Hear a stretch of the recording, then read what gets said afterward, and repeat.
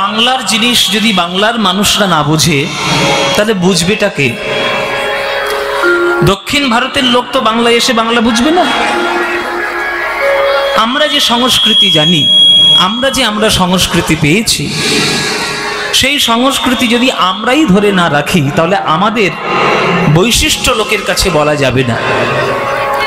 একটা আম গাছের চরিত্র তখনই হয় যখন তার মধ্যে আম ধরে।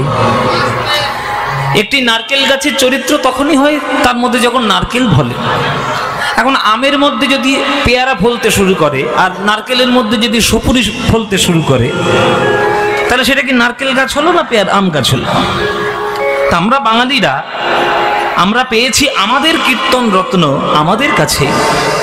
কেননা বাংলার কীর্তন সারা পৃথিবীর মধ্যে 800 বছরের পুরনো সংস্কৃতি। সেই সংস্কৃতিকে যদি আমরাই ধরে রাখতে না পারি তাহলে বাঙালি হিসেবে আমাদের লজ্জা। আমরা সব কিছু করব অথচ কীর্তনকে ভুলে যাব, এ তো হতে পারে না। সেই কীর্তন গান আমার ছোটবেলার ভালোবাসা। ছোট্টবেলা থেকে কীর্তন গান গাইছি যখন 7 বছর বয়স। এই কীর্তন গান গাইতে গাইতে বহু মানুষের ভালোবাসা পেয়েছি। কিন্তু যখন এত বড় একটা রিয়েলিটি শোতে যখন সব ধরনের গান গিয়ে সেখানে হইচই করে, সেখানে কীর্তনটা যখন মাঝে মাঝে প্রাপ্ত হয়ে যায়, তখন আমাদের হয়তো একটু দায়িত্ব পড়ে সেই কীর্তনটাকে বাঁচানোর জন্য। তাই আপনাদের আশীর্বাদে সেখানে যাওয়া, আর আপনাদেরই আশীর্বাদে, আমার নিতাই চাঁদের কৃপায়, আমার মহাপ্রভুর করুণায় সেইখানে সকল ভিড়ের মাঝখানে কীর্তনকে নিয়ে জয় জয় করে নিয়ে আসা, এটা আপনাদেরই আশীর্বাদ। মধুকর রঞ্জিত মালতি মণ্ডিত জিত ঘন কুঞ্চিত কেশম। ভগবান বলেছেন যে ভগবানকে যে যেমন ভাবে ডাকবে সে তেমন ভাবেই পাবে। ये यथा मां प्रपद्यन्ते तां तथैव भजाम्यहम् मम वर्तानुवर्तन्ते मनुष्या पार्थ सर्वस। যে আমায় যেমন ভাবে ভালোবাসে আমিও তাকে তেমন ভাবেই ভালোবাসি। আপনি ভগবানকে যেমন খুশি ডাকুন, যদি আপনার ডাকাটা শুদ্ধ হয়, আপনার ডাকাটা যদি সঠিক হয়, তাহলে কাউকে বলতে হবে না ভগবান আপনি এসে তোমায় বুকে জড়িয়ে ধরার জন্য ছুটে আসবে, কাউকে বলতে হয় না। ওই জন্যে ডাকটা সঠিক হতে হবে। আমরা কি করি বলুন তো? ভগবানকে ডাকি শুধুমাত্র নিজেদের সুখ সুবিধার জন্য। খুব মন দিয়ে শুনুন আর ভালো করে বুঝুন, নিজেদের সুযোগ সুবিধা ছাড়া ভগবানকে আমরা ডাকার চেষ্টা করি না। হে ভগবান আমার গাড়ি দাও, বাড়ি দাও, জমি দাও, সাফল্য দাও, অর্থ দাও, ছেলে দাও, মেয়ে দাও, যত তোমায় ভগবান দেবে ভগবান খুব ভালো। আর যখনই ভগবান তোমার বিরুদ্ধে কোন একটা কাজ করছে বা তোমার অপোজিট কোন একটা কাজ করলো, অমনি ভগবান খারাপ। তাহলে ভগবানকে আপনি স্বার্থের জন্য ব্যবহার করেন, আপনি জীবনে ভগবানকে পাবেন না। কেননা আত্মেন্দ্রিয় প্রীতি বাঞ্ছা তারে বলি কাম, কৃষ্ণেন্দ্রিয় প্রীতি ইচ্ছা ধরে প্রেম নাম। আপনি ভগবানকে ডাকেন আপনার সুযোগ সুবিধার জন্য, আপনার স্বার্থের জন্য, আর রাধারানী ভগবানকে ডাকে ভগবানকে সুখী করার জন্য। ওই জন্য আপনি হলেন কামী ভক্ত আর রাধারানী হলেন প্রেমী ভক্ত। কাম আর প্রেম পার্থক্য আছে। রাধারানী কৃষ্ণের ভালো ছাড়া জীবনে কিছু চাই। যদি একটা পান সাজায়, সেই পানটা খেলে বধূর ভালো লাগবে কিনা, এইটাই রাধারানীর মূল উদ্দেশ্য। একটা মালা যদি সাজায়, মালাটা পরলে গোবিন্দের ভালো লাগবে কিনা, এটাই মূল উদ্দেশ্য। ঘটিতে জল রেখেছেন, পা ধুইলে গোবিন্দের ভালো লাগবে কিনা, এটাই উদ্দেশ্য। তাই তিনি প্রেমী ভক্ত। আর আমরা ভগবানকে ডাকি আমাদের কত নিজেদের সুখ সুবিধা পাবো সেটার জন্য। যে ডাকবেন আপনারা কামী হবেন, প্রেমী জীবনে হবেন না। প্রেমী হতে গেলে কি বলতে হবে, কি করতে হবে? মীরা কহে বিনা প্রেম সে না মিলে নন্দলালা। প্রেমের সম্পর্ক না গড়লে ভগবানকে কখনো পাওয়া যায় না। তো সে ভগবানকে যে যেমন ভাবে ডাকবে তেমন ভাবেই আপনি পাবেন। সখী সে হরি কেমন নাম শুনে যা রে জাগে চোখে ভরে আসে জল, সে হরি কেমন নাম শুনে যার এত প্রেম জাগে চোখে আনে এত জল, সখী সে হরি কেমন। এই গানটা কে লিখেছেন? ওলটার ডান দিকটা কম, অনেক বেশি। সখী সে হরি কেমন বল, এই গানটি কে লিখেছে জানেন তো মায়েরা? কাজী নজরুল ইসলাম, আপনাদেরই বর্ধমান জেলার লেখ। তিনি একটা মুসলমান জাতি, ইসলাম তার ধর্ম, জাতিতে মুসলমান এসব কিচ্ছু নয়। আসল কথা তিনি বিরাট বড় ভক্ত। হৃদয়টা ভক্ত না হলে, হৃদয়ের মধ্যে ভক্তির উদয় না হলে, সে তুমি মাথায় শিখা চন্দন রেখেও ভক্ত হতে পারবে না, আর মসজিদে বসে বসেও তুমি গান লিখতে পারবে। যদি ভগবানের ভক্তি করার মানসিকতা তোমার থাকে, তুমি যে অবস্থাতেই থাকবে সেইভাবেই তুমি ভগবানকে ডাকবে। তোমার ভেতরে ভক্তি নেই, বাইরে শুধু ভড়ংবাজি করলে কিচ্ছু হবে না। দেখুন, যে গানটি নজরুল ইসলাম লিখেছেন, এ গান কেউ লিখতে পারবে? কেউ লিখতে পারবে? সখী সে হরি কেমন বল, নাম শুনে যার এত প্রেম আসে চোখে ভরে আনে এত জল। শুধু কৃষ্ণ নাম শুনলেই যদি হৃদয়টা গলে যায়, তাহলে সেই কৃষ্ণকে যদি একবার চোখের দেখা দেখতে পারতাম, তাহলে কেমন হতো বলো? সে হরি কেমন বল। কত আর্তনাদ রয়েছে, কত আকুতি রয়েছে, নইলে এই গান লেখা যায়? প্রশ্ন করছেন ভক্তদের। সে কি আসে এই পৃথিবীতে, গাহে রাধা নাম পাশরিতে, সে কি আসে পৃথিবীতে, গাহে রাধা সে কি আসে এই পৃথিবীতে, গাহি রাধা নাম বাঁশরীতে, আসে এই পৃথিবীতে, গাহি রাধা নাম বাঁশরীতে। যার অনুরাগে, আহা ও যার অনুরাগে বিরোহী যমুনা হয়ে ওঠে চঞ্চল, সে হরি কেমন নাম শুনে যার এত প্রেম জাগে চোখে এত জল, সে হরি কেমন তারে কি নামে ডাকিলে আসে। আস্তে আস্তে, প্রচুর কথা হচ্ছে, আস্তে। হ্যাঁ গো, তারে কি নামে ডাকিলে আসে। ভগবানকে, এখানে আপনারা যারা গান শুনছেন, ভগবানকে কি নামে ডাকেন? কৃষ্ণ বলে ডাকেন? ডাকেন তো? আচ্ছা, আমি যদি হরি বলি আসবে না? যদি আমি মাধব বলি আসবে না? যদি আমি শ্যাম বলি আসবে না? বলে যে নামে ডাকবে সেই নামেই আসবে। ডাকটা যদি ডাকার মতো হয়, আর ডাক যদি তার কানে পৌঁছে যাওয়ার মতো হয়, যে নামেই ডাকবে সেই নামেই তোমায় বুকে জড়িয়ে ধরা দেবে। কি নামে ডাকিলে আসে, কোন রূপ কোন গুণ পাইলে সে রাধা সম ভালোবাসে, রাধা সম ভালোবাসে। ভগবানের কোন রূপ পছন্দ? কোন রূপটা ভগবান পছন্দ করেন? ভগবান সবসময় পছন্দ করেন ভক্ত রূপ। আর কি গুণ ভালোবাসেন? ভক্তি।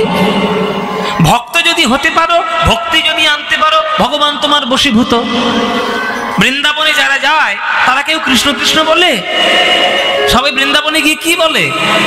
রাধে রাধে বলে। জীবনে কাউকে কৃষ্ণ কৃষ্ণ বলতে শুনেছেন? বৃন্দাবনে সবাই রাধে রাধে। তাহলে রাধারানী এমন একটা ভক্ত ছিল যে ত্রিভুবনের ভগবানকে নিজের প্রেমে বশীভূত করে নিয়েছিল ভক্তিতে।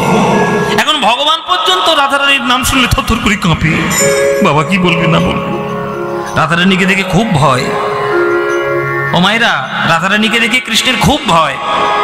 মায়েরা বলছে আমরাও তো রাধারানী, আমাদের দেখো আমাদের স্বামীদের খুব ভয়, তাই না? কি বাবারা, বউয়ের দেখলে সবাই একটু ভয় পায়, কিন্তু তাই বলে আপনি যে রাধারানী তা কিন্তু নয়। আপনি আপনার ভালোবাসা দিয়ে, ভক্তি দিয়ে হয়তো আপনার স্বামীকে জয় করতে পেরেছেন, কিন্তু আপনার প্রেম ভালোবাসা দিয়ে যেদিন আপনি জগৎপতিকে জয় করতে পারবেন, সেদিন তো রাধারানীর ভক্তির অংশ জানবেন। রাধারানী তো সেই ভক্ত যে ভক্ত ভগবানকে বশীভূত করে, যে আরাধনা ভগবানের দিকে টেনে নিয়ে যায়, সেই তো রাধিকা, সেই তো রাধিকা। আরাধনা শব্দ, আরাধিকা শব্দ থেকেই তো রাধা এসেছে। যে রাধা, যে ভক্তি, যে প্রেম আপনাকে ভগবানের দিকে টেনে নিয়ে চলে যায়, সেই তো রাধা। সেই রাধার মতো গুণ চাই, নইলে কি করে হবে? কি নামে ডাকিলে আসে, কোন রূপ কোন গুণ পাইলে সে রাধা সম ভালোবাসে, রাধা সম সখী শুনেছি সে নাকি কালো, জালে কেমনে সে এত আলো, শুনেছি সে নাকি কালো, জালে কেমনে সে এত আলো, মায়া ভুলাইতে মায়া বিষে নাকি, মায়া ভুলাইতে মায়া বিষে নাকি করে গো মায়ার ছল, সে হরি কেমন ভগনাম শুনে যার এত প্রেম জাগে, চোখে আনে এত জল, সে হরি কেমন হরি বল হরি বল, শুনে যার এত প্রেম চোখে ভরে আনে জল, সে হরি কেমন। কত সুন্দর গান দেখো, এটা নজরুল ইসলামের লেখা। সখী সে হরি কেমন বল। সেই হরি, সেই কৃষ্ণ, সেই রাধারানী দুই তনু একত্রিত হয়ে জন্ম নিয়েছে আমাদের কলিযুগে, আমাদের নদিয়ার সোনার গৌরাঙ্গ হয়ে। এবার সেই সোনার গৌরাঙ্গকে দেখতে কেমন, সেইটা আজকের পদাবলীর মধ্যে পদকর্তা বর্ণনা করছেন। কেমন ভাবে দেখুন, খুব মন দিয়ে শুনবেন, নইলে কিন্তু বোঝা দেয় খুব মুশকিল হবে। মহাপ্রভুকে দেখতে কেমন? মধুকর রঞ্জিত মালতী মণ্ডিত জিত ঘন কুঞ্চিত কেশম। ও মায়েরা বুঝলেন কিছু? বুঝতে পেরেছেন তো পরিষ্কার? কোনো মায়ের সাড়া নেই। মায়েরা মনে মনে ভাবছে বা বুঝতে তো পেরেছি, কিন্তু যা বললে সব তো মাথার উপর দিয়ে গেল। কি বললে রঞ্জিত না কুঞ্জিত না মঞ্জিত? আচ্ছা বুঝিয়ে দিচ্ছি, শোনো, পরিষ্কার করে শুনবেন। এই 3 ঘন্টা মাথাটা, সংসারের মাথা বাইরে রেখে আসবে। এখন কীর্তনের মাথা করে নাও, শুধু কীর্তনটাই ঢোকা, অন্য কিছু ঢোকাবে না। মাথার মধ্যে শুধু কীর্তন ঢোকা। শোনো, ভালো করে শোনো। এই বাক্যটার ব্যাখ্যা করতে গেলে পিছন থেকে মানে করে করে আসতে হবে, তবেই বোঝা যাবে। যা বলবো একটু উত্তর দেবে। হ্যাঁ, বলো জিত ঘন কুঞ্চিত কেশম। এবার বলো কেশ শব্দের অর্থ কি? কেশ শব্দের অর্থ চুল। তাহলে কেশম মানে চুল। সেই চুলটা কেমন? কুঞ্চিত কেশম। কুঞ্চিত কেশ মানে কোকড়ানো চুল। বাহ, এই তো আপনারা সবই বাংলা মানে জানেন। তাহলে কুঞ্চিত কেশম। এবার বলো জিত ঘন কুঞ্চিত কেশম। তাহলে জিত ঘন মানে কি? হ্যাঁ, ঘন তো বটে, কেমন ঘন? শোনো, জিত মানে জয় করেছে, আর ঘন মানে এখানে মেঘ। আকাশে যখন কালো মেঘ করে তার যেমন শোভা, সেই শোভাটাকেও আরো জয় করে নিয়েছে গৌরাঙ্গ মহাপ্রভুর কোঁকড়ানো চুল। গৌরাঙ্গ মহাপ্রভুর সোজা সোজা চুল ছিল না। ও মায়েরা, স্ট্রেটনিং করায়নি মহাপ্রভু, স্ট্রেটনিং করায়নি। মহাপ্রভুর চুল হচ্ছে কোঁকড়ানো চুল। ওই কোঁকড়ানো চুলটা এত কালো আর এত সুন্দর দেখতে যে আকাশের মেঘের ছটাকেও পর্যন্ত জয় করে নিয়েছে মহাপ্রভুর কেশরাশি। জিত ঘন কুঞ্চিত কেশম। এবার সেই চুলটা, তার রূপ কেমন? মালতী মণ্ডিত। মালতী মানে মালতী ফুল।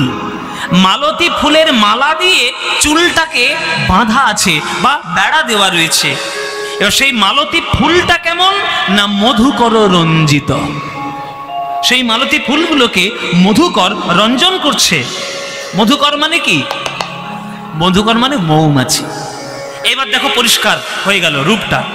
দেখো মহাপ্রভুর চুল, সেই চুলে একটা মালতী ফুলের বেড়া, আর সেই বেড়ার মধ্যে এত মৌমাছি এসে চুটেছে যে সে ফুল আর দেখা যাচ্ছে না। ফুলের মালা মনে হবে কি? সে দূর থেকে মনে হচ্ছে যেন মৌমাছির মালা। তাহলে মধুকর রঞ্জিত, মালতী মণ্ডিত, জিত ঘন কুঞ্চিত কেশম। পরিষ্কার হলো? এবার বুঝতে পেরেছ যে মহাপ্রভুর চুল মেঘের কালোকে জয় করেছে, আর সেই মেঘের কালোকে জয় করা চুলটা মালতী ফুলের মালা দিয়ে বেড়া দেওয়া রয়েছে, আর সেই মালতী ফুলের ফুলটা মধুকর মানে মৌমাছি দিয়ে ভরা রয়েছে। ভরে গেছে সেই মালতী ফুলের মালাতে মৌমাছি। তাহলে মহাপ্রভুর চুলটা গেল কত সুন্দর দেখতে। এবার মহাপ্রভুর বদনটা কেমন দেখতে আবার বলছি, দেখো আবার তাল, বড় তাল। ওগো তিলক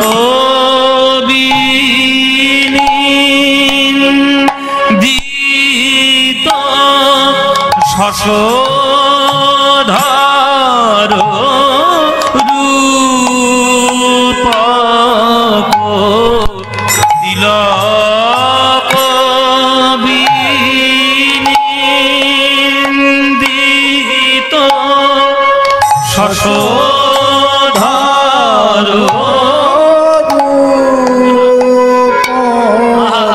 বলে যুবতী মনোহর বেশম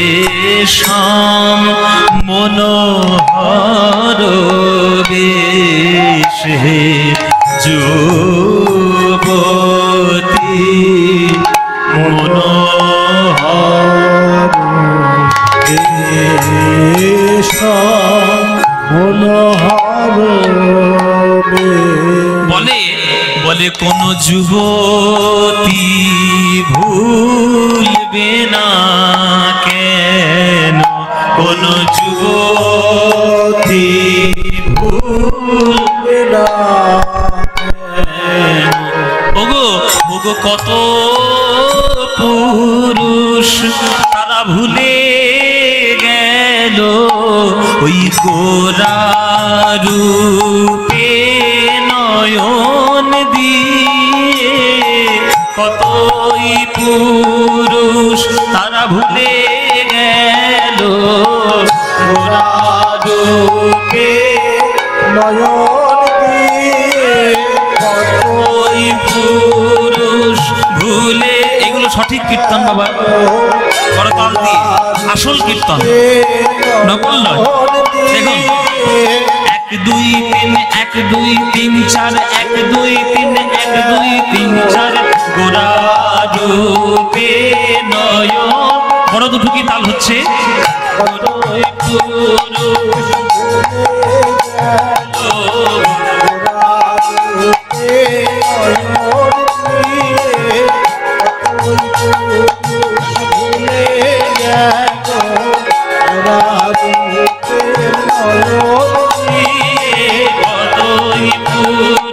ভুলে গেল গোরা রূপে নয়ন। কত পুরুষ ভুলে গেল গোরা রূপে নয়ন দিয়ে। পুরুষ ভুলে গেল গোরা রূপে নয়ন দিয়ে। কতই পুরুষ ভুলে গেল গোরা রূপে নয়ন দিয়ে। কতই পুরুষ ভুলে গেল গোরা রূপে নয়ন দিয়ে।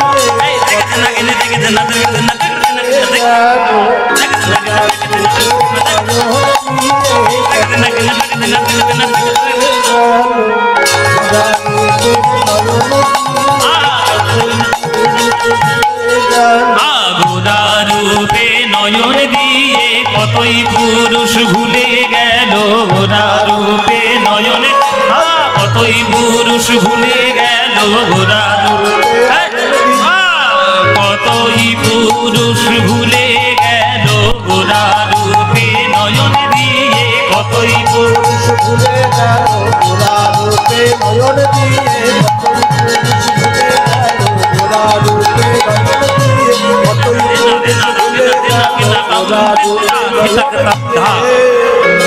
যুবতী ভুলবে না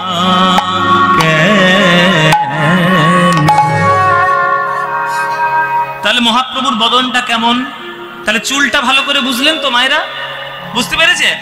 এবার বদনটা দেখুন। বদনে রয়েছে তিলক।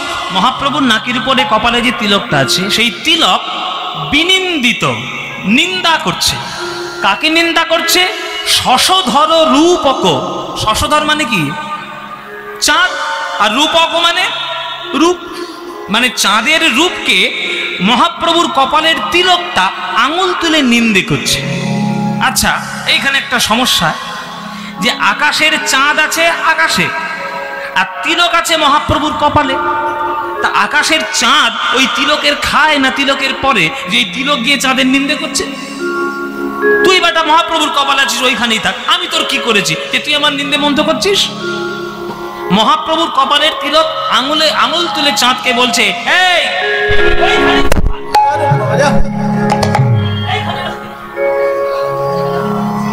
তিলক বলছে, ওরে চাঁদ, তুই আকাশে যেমন আছিস আকাশেই থাকবি, আকাশ থেকে নেমে মাটিতে আসার চেষ্টা করবি না। চাঁদ বলছে, কেন? আমি তোর কি পাকা ধানে মই দিয়েছি? আমি পৃথিবীতে গেলে তোর কি দরকার? বল, শোন, তুইও একটা চাঁদ, আর আমার মহাপ্রভুর বদনও হলো একটা চাঁদ। তোর গায়ে কালো কালো ছাপ পড়ে, কালো কালো দাগ পড়ে তুই হয়েছিস কলঙ্কিত, আর মহাপ্রভুর বদন চাঁদে তিলকের দাগ পড়ে মহাপ্রভুর বদন হয়েছে অলঙ্কৃত। যারা বুদ্ধিমান ভক্ত হবে তারা কলঙ্কিত চাঁদ চাইবে না অলঙ্কৃত গৌর চাইবে? ওমারা, তোমরা কি চাও? কলঙ্কিত চাঁদ না অলঙ্কৃত গৌর?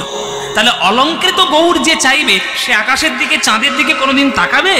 তাকাবে না। তাই কপালের তিলক বলছে, চাঁদ, তুই আকাশে আছিস, আকাশে থাকবি, জীবনে মাটিতে আসার চেষ্টা করবি না। কেন? তুই মাটিতে এলে তোর মুখের দিকে কেউ তাকাবে না। কেননা আমাদের পৃথিবীতে সব থেকে বড় চাঁদ আছে, যে চাঁদ বিশ্ব ব্রহ্মাণ্ড জয় করেছে, সে চাঁদ হলো গৌর বদন রূপী চাঁদ। আসার চেষ্টা করবি না?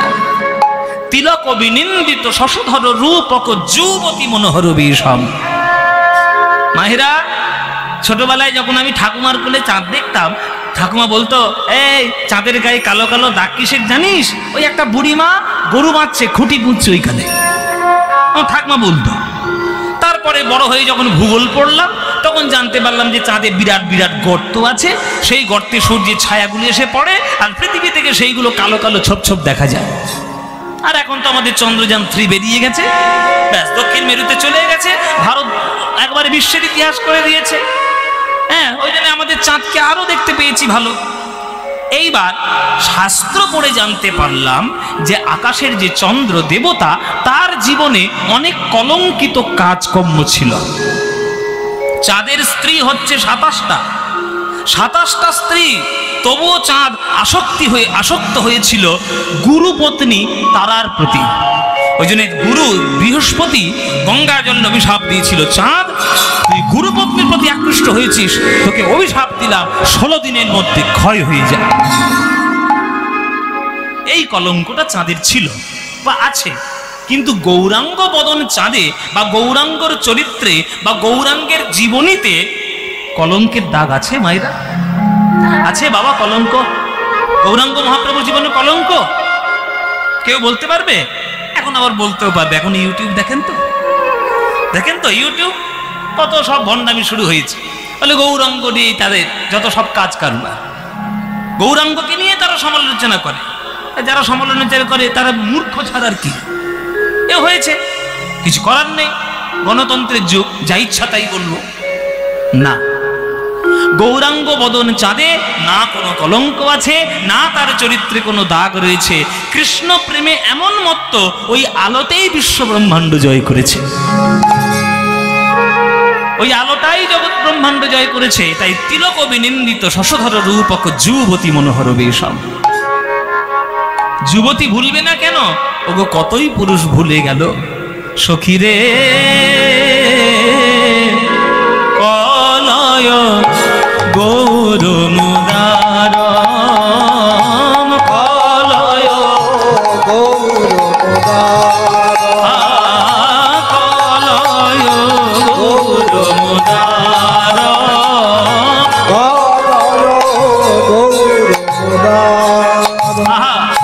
নিন্দিত হাটক কান্তি কলে বড়, নিন্দিত হাটক কান্তি কলে বড়, গর্বিত মারক মার, গর্বিত মারক মার। পানি সানা রে সারে নি সানি সানি সানি ধানি দ বদ মা পানি নি ধানি নি দ সা নি সা নি ধানি দ সা নি সা ধানি বদ মা পানি নি সা নি নি সা নি নি সা সা গর্বিত মারক মার। রে নি নি রে সানি ধানি নি পা পা দা দ মা পা পা গা মা পা ধা নি সা গা মা পা ধা নি সা গা মা পা ধা নি সা গর্বিত মারক মার। এইবার শোনো গৌরাঙ্গ রূপখানি। নিন্দিত হাটক, এই যে হাটক মানে কি? হাটক মানে কি? এই তো বাংলা শব্দ কত জানতে হবে।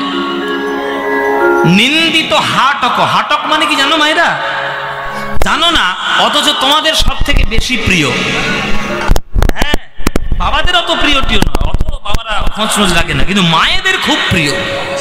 ওরে বাবা, ওই তোমাদের জন্য আসানসোলে কতগুলো শোরুম খুলেছে জানো? প্রচুর শোরুম। পিসিচন্দ্র, অঞ্জলি, সেনকো, মহেন্দ্র দত্ত, এসকে দত্ত, ওই দত্ত, কত রকম গয়নার দোকান। হাটক মানে কি তাহলে? এখনো বলতে পারছো না? গয়না নয়, সোনা, সোনা। নিন্দিত হাটক কান্তি কলে বড়। মহাপ্রভুর অঙ্গের কান্তি সোনাকে নিন্দা করছে। ওরে সোনা, তুই হলি একটা কঠিন নিরস ধাতু, আর গৌরাঙ্গ মহাপ্রভু রসে বসে প্রেমে মাখামাখি একটা সরস আস্বাদ্য বিষয়। ও মায়েরা, তোমরা যদি সকালবেলায় উঠে সোনা ভিজানো জল খাও, তাহলে তোমাদের পেট ভরবে? বা যখন খিদে পায় তখন কি হাড়টা নিয়ে মুখের মধ্যে চুষতে থাকো? বা চুষে চুষে দেখো কোনো মিষ্টি, টক, ঝাল কিছু পাবে? সোনার মধ্যে কিছু পাওয়া যায়? ও তো নিরস ধাতু, তো কঠিন ধাতু। কিন্তু গৌর গৌর বলে একবার গৌরের চরণে পড়ে দেখো তো। যদি গৌর গৌর বলে পড়তে পারো, জানতে পারো, দেখবে নয়ন থেকে প্রেমবারি ঝরে ঝরে ওই গৌরের চরণে পড়লে হৃদয় তোমার বৃন্দাবনের প্রেমে ভরে উঠবে।